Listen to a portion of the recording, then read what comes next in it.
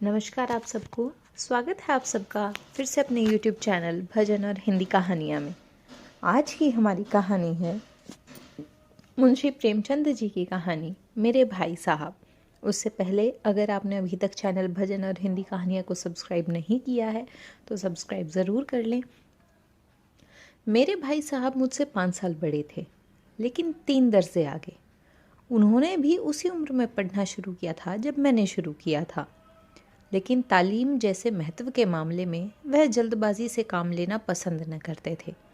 इस भावना की बुनियाद खूब मजबूत डालना चाहते थे, जिस पर आलीशान महल बन सके। 1 साल का काम 2 साल में करते, कभी कभी 3 साल भी लग जाते थे। बुनियाद ही पुख्ता ना हो तो मकान कैसा पायदार बने। मैं छोटा था, वो बड़े थे। मेरी उम्र 9 साल की थी और वो 14 साल के थे। उन्हें मेरी तंबी और निगरानी का पूरा जन्मसिद्ध अधिकार था और मेरी शालीनता इसी में थी कि उनके हुक्म को कानून समझूं। वह स्वभाव से बड़े अध्ययनशील थे, हरदम किताब खोले बैठे रहते और शायद दिमाग को आराम देने के लिए कभी कॉपी पर, कभी किताब के हाशियों पर चिड़ियों, कुत्तों, बिल्लियों की तस्वीरें बनाया करते थे। कभी कभी एक ही नाम या शब्द या वाक्य 10-20 बार लिख डालते। कभी एक शेर को बार बार सुंदर अक्षर में नकल करते। कभी ऐसी शब्द रचना करते जिसमें ना कोई अर्थ होता, ना कोई सामंजस्य। मसलन एक बार उनकी कॉपी पर मैंने यह इबारत देखी: स्पेशल, अमीना, भाइयों भाइयों, दरअसल, भाई भाई, राधे श्याम, श्रीयुक्त राधे श्याम। 1 घंटे तक इसके बाद एक आदमी का चेहरा बना हुआ था। मैंने चेष्टा की कि इस पहेली का कोई अर्थ निकालूं, लेकिन असफल रहा और उनसे पूछने का साहस न हुआ। वह 9वीं जमात में थे, मैं 5वीं में। उनकी रचनाओं को कोई समझना मेरे लिए छोटा मुंह बड़ी बात थी। मेरा जी पढ़ने में बिल्कुल न लगता था। 1 घंटा भी किताब लेकर बैठना पहाड़ था। मौका पाते ही हॉस्टल से निकलकर मैदान में आ जाता और कभी कंकरियां उछालता, कभी कागज़ की तितलियां उड़ाता, और कहीं कोई साथी मिल गया तो पूछना ही क्या। कभी 4 दीवारी पर चढ़कर नीचे कूद रहे हैं, कभी फाटक पर सवार उसे आगे पीछे चलाते हुए मोटर कार का आनंद उठा रहे हैं। लेकिन कमरे में आते ही भाई साहब का रौद्र रूप देखकर प्राण सूख जाते। उनका पहला सवाल होता, कहाँ थे? हमेशा यही सवाल इसी ध्वनि में पूछा जाता था और इसका जवाब मेरे पास केवल मौन था। न जाने मुंह से यह बात क्यों न निकलती कि जरा बाहर खेल रहा था। मेरा मौन कह देता था कि मुझे अपना अपराध स्वीकार है और भाई साहब के लिए इसके सिवा और कोई इलाज न था कि स्नेह और रोष से मिले हुए शब्दों से मेरा सत्कार करे। इस तरह अंग्रेजी पढ़ोगे तो जिंदगी भर पढ़ते रहोगे और एक हर्फ ना आएगा। अंग्रेजी पढ़ना कोई हंसी खेल नहीं है कि जो चाहे पढ़ ले। नहीं, ऐरा गहरा नत्थु खैरा सभी अंग्रेजी के विद्वान हो जाते। यहाँ रात दिन आंखें फोड़नी पड़ती हैं और खून जलाना पड़ता है, तब कहीं ये विद्या आती है। और आती क्या है? हाँ, कहने को आ जाती है। बड़े बड़े विद्वान भी शुद्ध अंग्रेजी नहीं सीख सकते, बोलना तो दूर रहा। और मैं कहता हूँ, तुम कितने घूंगा हो कि मुझे देखकर भी सबक नहीं लेते। मैं कितनी मेहनत करता हूँ, तुम अपनी आंखों देखते हो। अगर नहीं देखते, जो यह तुम्हारी आंखों का कसूर है, तुम्हारी बुद्धि का कसूर है। इतने मेले तमाशे होते हैं, मुझे तुमने कभी देखा जाते हुए? रोज ही क्रिकेट और हॉकी के मैच होते हैं, मैं पास नहीं फटकता, हमेशा पढ़ता रहता हूँ। उस पर भी एक एक दर्जे में 2-2, 3-3 साल पढ़ा रहता हूँ। फिर तुम कैसे आशा करते हो कि तुम यूं खेल कूद में वक्त गंवाकर पास हो जाओगे? मुझे तो 2 ही 3 साल लगते हैं। तुम उम्र भर इसी दर्जे में पड़े सड़ते रहोगे। अगर तुम्हें इस तरह उम्र गंवानी है तो बेहतर है, घर चले जाओ और मज़े से गुल्ली डंडा खेलो। दादा की गाड़ी कमाई के रुपए क्यों बर्बाद करते हो? मैं यह लताड़ सुनकर आंसू बहाने लगता। जवाब ही क्या था? अपराध तो मैंने किया, लताड़ कौन से है? भाई साहब उपदेश की कला में निपुण थे। ऐसी ऐसी लगती बातें कहते, ऐसे ऐसे सूखती बाण चलाते कि मेरे जिगर के टुकड़े टुकड़े हो जाते और हिम्मत छूट जाती। इस तरह जान तोड़कर मेहनत करने की शक्ति मैं अपने में न पाता था और उस निराशा में ज़रा देर के लिए मैं सोचने लगता, क्यों ना घर चला जाऊं। जो काम मेरे बूते के बाहर है उसमें हाथ डालकर अपनी ज़िंदगी क्यों खराब करूं। मुझे अपना मूर्ख रहना मंजूर था, लेकिन उतनी मेहनत, मुझे तो चक्कर आ जाता था। लेकिन घंटे 2 घंटे बाद निराशा के बादल फट जाते और मैं इरादा करता कि आगे से खूब जी लगाकर पढ़ूंगा। चटपट एक टाइम टेबल बना डालता, बिना पहले के नक्शा बनाए, बिना कोई स्कीम तैयार किए काम कैसे शुरू करूं। टाइम टेबल में खेलकूद की मद बिल्कुल उड़ जाती। प्रातःकाल उठना, 6 बजे मुंह हाथ धोकर नाश्ता कर पढ़ने बैठ जाना, 6 से 8 तक अंग्रेजी, 8 से 9 तक हिसाब, 9 से 9:30 तक इतिहास, फिर भोजन और स्कूल। 3:30 बजे स्कूल से वापस होकर आधा घंटा आराम, 4 से 5 तक भूगोल, 5 से 6 तक ग्रामर, आधा घंटा हॉस्टल के सामने टहलना, 6:30 से 7 तक अंग्रेजी कंपोजिशन, फिर भोजन करके 8 से 9 तक अनुवाद, 9 से 10 तक हिंदी, 10 से 11 तक विविध विषय, फिर विश्राम। मगर टाइम टेबल बना लेना एक बात है, उस पर अमल करना दूसरी बात। पहले ही दिन से उसकी अवहेलना शुरू हो जाती। मैदान की वह सुखद हरियाली, हवा के वह हल्के हल्के झोंके, फुटबॉल की उछल कूद, कबड्डी में वह दाव घात, वॉलीबॉल की वह तेज़ी और फुर्ती मुझे अज्ञात और अनिवार्य रूप से खींच ले जाती और वहाँ जाते ही मैं सब कुछ भूल जाता। वह जानलेवा टाइम टेबल, वह आँख फोड़ पुस्तकें किसी की याद न रहती और फिर भाई साहब को नसीहत और फजीहत का अवसर मिल जाता। मैं उनके साय से भागता, उनकी आंखों से दूर रहने की चेष्टा करता।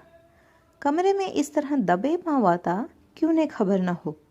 उनकी नज़र मेरी ओर उठी और मेरे प्राण निकले। हमेशा सिर पर एक नंगी तलवार सी लटकती मालूम होती। फिर भी जैसे मौत और विपत्ति के बीच में भी आदमी मोह और माया के बंधन में जकड़ा रहता है, मैं फटकार और घुड़कियां खाकर भी खेलकूद का तिरस्कार न कर सकता।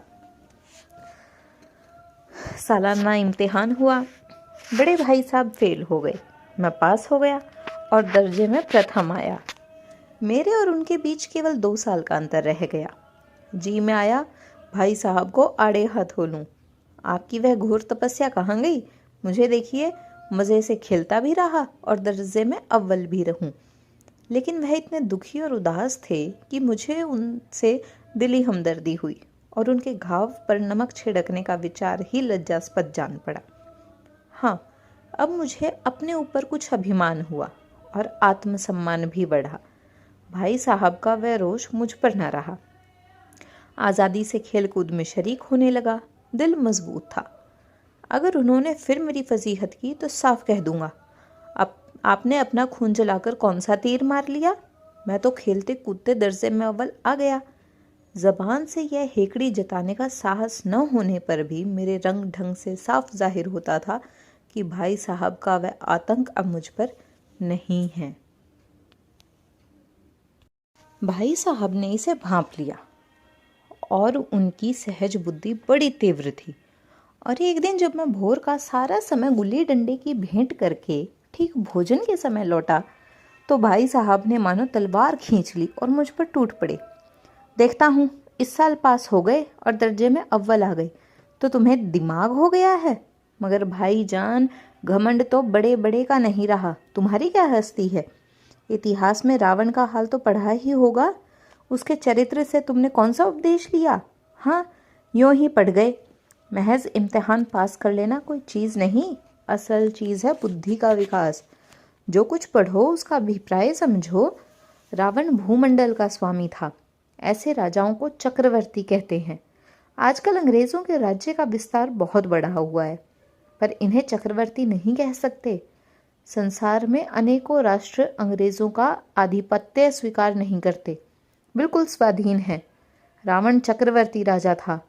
संसार के सभी महीप उसे कर देते थे। बड़े बड़े देवता उसकी गुलामी करते थे। आग और पानी के देवता भी उसके दास थे। मगर उसका अंत क्या हुआ? घमंड ने उसका नाम निशान तक मिटा दिया। कोई उसे एक चिल्लू पानी देने वाला भी न बचा। आदमी जो कुकर्म चाहे करे, पर अभिमान ना करे। इतराए नहीं, अभिमान किया और दीन दुनिया से गया। शैतान का हाल भी पढ़ा ही होगा। उसे यह अभिमान हुआ था कि ईश्वर का उससे बढ़कर सच्चा भक्त कोई है ही नहीं। अंत में यह हुआ कि स्वर्ग से नरक में ढकेल दिया गया। शाहिरूम ने भी एक बार अहंकार किया था, भीख मांग मांग कर मर गया। तुमने तो अभी केवल 1 दर्जा पास किया है और अभी से तुम्हारा सिर फिर गया। तब तो तुम आगे बढ़ चुके। यह समझ लो कि तुम अपनी मेहनत से नहीं पास हुए। अंधे के हाथ बटेर लग गई, मगर बटेर केवल एक बार हाथ लग सकती है, बार बार नहीं। कभी कभी गुल्ली डंडे में भी अंधा चोट निभाना पड़ जाता है। उससे कोई सफल खिलाड़ी नहीं हो जाता। सफल खिलाड़ी वह है जिसका कोई निशान खाली न जाए। मेरे फेल होने पर मत जाओ। मेरे दर्जे में आओगे तो दांतों पसीना आ जाएगा।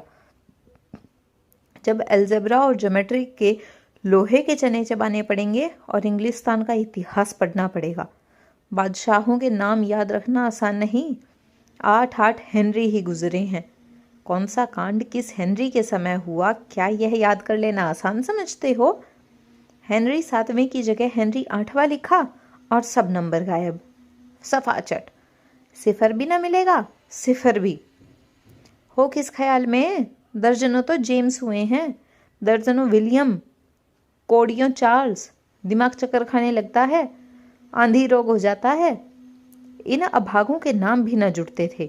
एक ही नाम के पीछे दोयम सोयम पंजुम लगाते चले गए।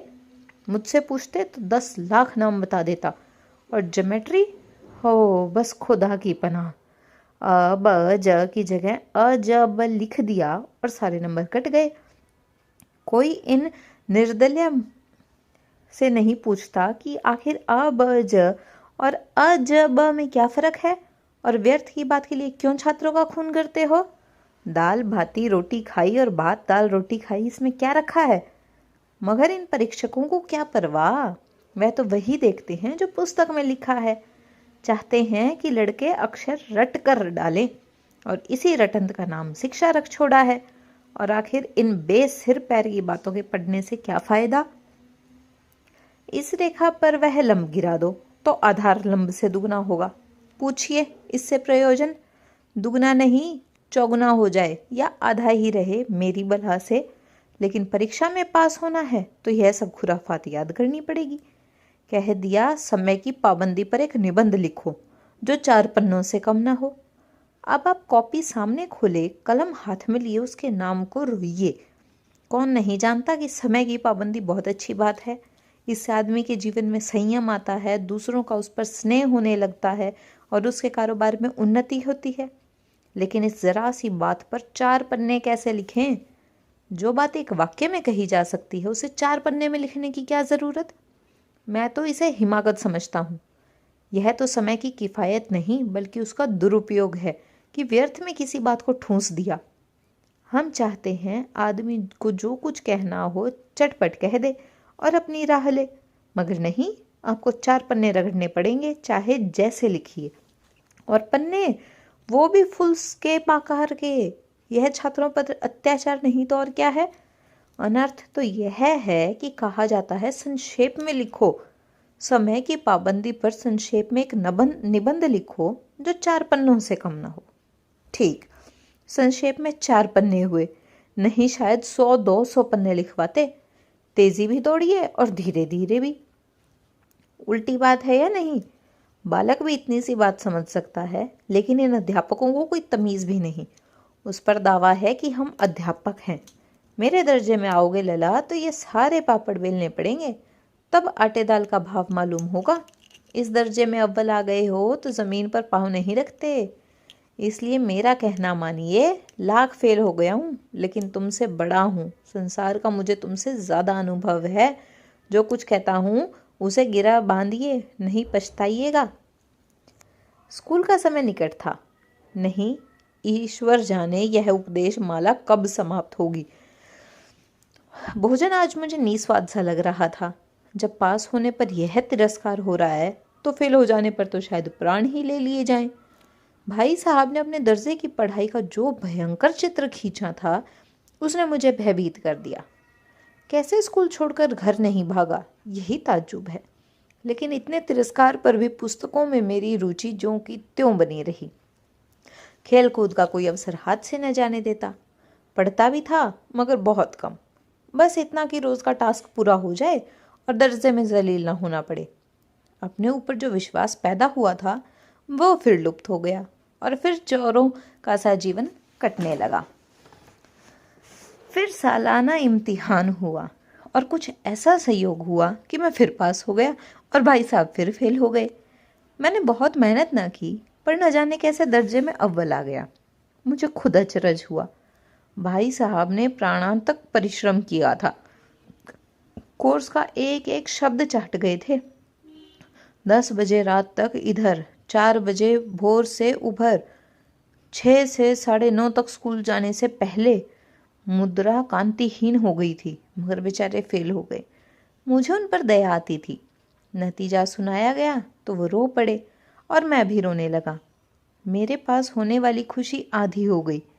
मैं भी फेल हो गया होता तो भाई साहब को इतना दुख ना होता, लेकिन विधि की बात कौन टाले। मेरे और भाई साहब के बीच में अब केवल एक दर्जे का अंतर रह गया। मेरे मन में कुटिल भावना उदय हुई कि कहीं भाई साहब 1 साल और फेल हो जाएं तो मैं उनके बराबर हो जाऊं, फिर वह किस आधार पर मेरी फजीहत कर सकेंगे। लेकिन मैंने इस कमीने विचार को दिल से बलपूर्वक निकाल डाला। आखिर वह मुझे मेरे हित के विचार से ही तो डांटते हैं। मुझे उस वक्त अप्रिय लगता है, मगर यह शायद उनके उपदेशों का ही असर हो कि मैं दनादन पास होता जाता हूँ और इतने अच्छे नंबरों से। अब भाई साहब कुछ नरम पड़ गए थे। कई बार मुझे डांटने का अवसर पाकर भी उन्होंने धीरज से काम लिया। शायद अब वो खुद समझने लगे थे कि मुझे डांटने का अधिकार उन्हें नहीं रहा, या रहा तो बहुत कम। मेरी स्वच्छंदता भी बढ़ी। मैं उनकी सहिष्णुता का अनुचित लाभ उठाने लगा। मुझे कुछ ऐसी धारणा हुई कि मैं तो पास हो ही जाऊंगा, पढ़ूं या ना पढ़ूं, मेरी तकदीर बलवान है। इसलिए भाई साहब से के डर से जो थोड़ा बहुत पढ़ लिया करता था वो भी बंद हुआ। मुझे कनकोए उड़ाने का नया शौक पैदा हो गया और अब सारा समय पतंगबाजी की ही भेंट होता था। फिर भी मैं भाई साहब का अदब करता था और उनकी नज़र बचाकर पतंग उड़ाता था। मांझा देना, कन्ने बांधना, पतंग टूर्नामेंट की तैयारी आदि सब बातें अब गुप्त रूप से हल की जाती थी। भाई साहब को यह संदेह न करने देना चाहिए था कि उनका सम्मान और लिहाज मेरी नज़रों से कम हो गया है। एक दिन संध्या समय हॉस्टल से दूर मैं एक पतंग लूटने बेतहाशा दौड़ा जा रहा था। आंखें आसमान की ओर थी और मन उस आकाशगामी पथिक की ओर जो मंद गति से झूमता पतन की ओर जा रहा था। मानो कोई आत्मा स्वर्ग से निकलकर विरक्त मन में नए संस्कार ग्रहण करने जा रही हो। बालकों की एक पूरी सेना लग गई और बांस लिए उनका स्वागत करने को दौड़ी आ रही थी। किसी को अपने आगे पीछे की खबर न थी। सभी मानो उस पतंग के साथ ही आकाश में उड़ रहे थे, जहाँ सब कुछ समतल है, न मोटर कारें हैं, न ट्राम, न गाड़ियाँ। सहसा भाई साहब से मेरी मुठभेड़ हो गई, जो शायद बाजार से लौट रहे थे। उन्होंने वही मेरा हाथ पकड़ लिया और उग्र भाव से बोले, इन बाजारी लौंडों के साथ धेले के पतंग के लिए दौड़ते तुम्हें शर्म नहीं आती? तुम्हें इसका भी लिहाज नहीं कि अब नीची जमात में नहीं हो बल्कि 8वीं जमात में आ गए हो और मुझसे केवल 1 दर्जा नीचे हो। आखिर आदमी को कुछ तो अपनी पोजीशन का ख्याल करना चाहिए। एक ज़माना था कि लोग 8वां दर्जा पास करके नायाब तहसीलदार हो जाते थे। मैं कितने ही मिडलचियों को जानता हूँ जो आज अव्वल दर्जे के डिप्टी मजिस्ट्रेट या सुपरिटेंडेंट हैं। कितने ही 8वीं जमात वाले हमारे लीडर और समाचार पत्रों के संपादक हैं। बड़े बड़े विद्वान उनकी मातहती के काम करते हैं और तुम उसी 8वें दर्जे में आकर बाजारी लौंडों के साथ पतंग के लिए दौड़ रहे हो। मुझे तुम्हारी यह कम अकली पर दुख होता है। तुम ज़हीन हो, इसमें शक नहीं, लेकिन वह ज़हन किस काम का जो हमारे आत्मगौरव की हत्या कर डाले। तुम अपने दिन में समझते होगे मैं भाई साहब से महज 1 दर्जा नीचे हूँ और अब उन्हें मुझे कुछ कहने का हक नहीं, लेकिन यह तुम्हारी गलती है। मैं तुमसे 5 साल बड़ा हूँ और चाहे आज भी मेरी ही जमात में आ जाओ और परीक्षकों का यही हाल है तो निस्संदेह अगले साल तुम मेरे समकक्ष हो जाओगे और शायद 1 साल बाद तुम मुझसे आगे निकल जाओगे। लेकिन मुझ में और तुम में जो 5 साल का अंतर है उसे तुम क्या खुदा भी नहीं मिटा सकता। मैं तुमसे 5 साल बड़ा हूँ और हमेशा रहूँगा। मुझे दुनिया का और ज़िंदगी का जो तजर्बा है तुम उसकी बराबरी नहीं कर सकते, चाहे तुम MA MPhil कुछ भी क्यों ना हो जाओ। समझ किताबें पढ़ने से नहीं आती। हमारी अम्मा ने कोई दर्जा पास नहीं किया और दादा भी शायद 5वीं 8वीं जमात से आगे नहीं गए, लेकिन हम दोनों चाहे सारी दुनिया की विद्या पढ़ लें तो भी अम्मा और दादा को हमें समझाने और सुधारने का अधिकार हमेशा रहेगा। दैव ना करे आज मैं बीमार हो जाऊं तो तुम्हारे हाथ पांव फूल जाएंगे। दादा को तार देने के सिवा तुम्हारे पास और कुछ न सूझेगा, लेकिन तुम्हारी जगह पर दादा हो तो किसी को ताल ना दे, ना घबराए, ना बदहवास हो। पहले खुद मरज पहचान कर इलाज करेंगे, उसमें सफल ना हुए तो किसी डॉक्टर को बुलाएंगे। बीमारी तो खैर बड़ी चीज़ है, हम तुम तो इतना भी नहीं जानते कि महीने भर का खर्च महीने भर कैसे चले। जो कुछ दादा भेजते हैं उसे हम 20-22 तक खर्च कर डालते हैं और पैसे पैसे के मोहताज हो जाते हैं। नाश्ता बंद हो जाता है, धोबी और नाई से मुंह चुराने लगते हैं। लेकिन जितना आज हम और तुम खर्च कर रहे हैं उसके आधे में दादा ने अपनी उम्र का बड़ा भाग इज्जत और नेक नामी के साथ निभाया है और एक कुटुंब का पालन किया है जिसमें सब मिलकर 9 आदमी थे। मैं उनकी इस नई युक्ति से नतमस्तक हो गया। मुझे आज सचमुच अपनी लघुता का अनुभव हुआ और भाई साहब के प्रति मेरे मन में श्रद्धा उत्पन्न हुई। मैंने सजल आंखों से कहा, हरगिज नहीं, आप जो कुछ फरमा रहे हैं वह बिल्कुल सच है और आपको कहने का अधिकार है। भाई साहब ने मुझे गले लगाया और बोले, मैं पतंग उड़ाने को मना नहीं करता, मेरा भी जी भी ललचाता है, लेकिन क्या करूं, खुद बेराह चलूं तो तुम्हारी रक्षा कैसे करूं? यह कर्तव्य भी तो मेरे सिर पर है। संयोग से उसी वक्त एक कटा हुआ पतंग हमारे ऊपर से गुजरा। उसकी डोर लटक रही थी। लड़कों का एक गोल पीछे पीछे दौड़ा चला आता था। भाई साहब लंबे हैं, उछलकर उसकी डोर पकड़ ली और बेतहाशा हॉस्टल की तरफ दौड़े। मैं पीछे पीछे दौड़ रहा था। तो कैसी लगी आपको कहानी मेरे भाई साहब? अगर अच्छी लगी तो वीडियो को लाइक ज़रूर करें, साथ ही साथ चैनल भजन और हिंदी कहानियाँ को सब्सक्राइब करना ना भूलें।